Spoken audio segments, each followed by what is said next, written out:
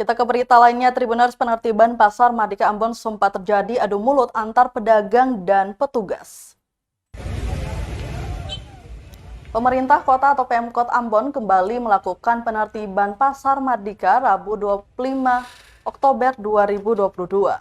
Salah seorang petugas operasional lapangan dari Polisi Pamong Praja atau Satpol PP Kota Ambon IC Luhukai menyebutkan meski ada pedagang yang geram dengan penertiban Pasar Mardika ini, namun berhasil diamankan pihak kepolisian, sehingga penertiban bisa berlangsung kondusif tanpa perlawanan dari pedagang, meski sempat ada adu mulut.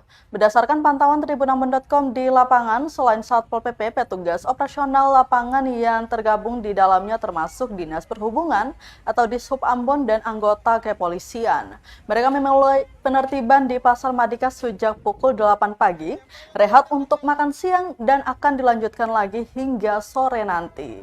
Di sela-sela penertiban, jika ditemukan pedagang bandel, maka petugas tak segan-segan mengangkat lapak mereka tanpa ada perdebatan. Adapun titik penertiban pedagang ini berpusat di sepanjang Jalan Pantai Mardika, termasuk lapak yang berada di Pasar Apung. Arus lalu lintas pun mengalami kemacetan.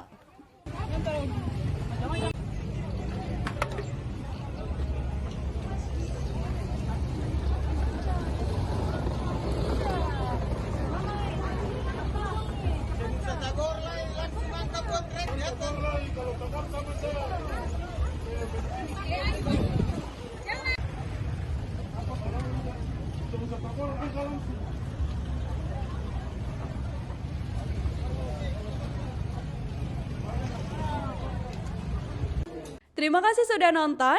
Jangan lupa like, subscribe, dan share ya.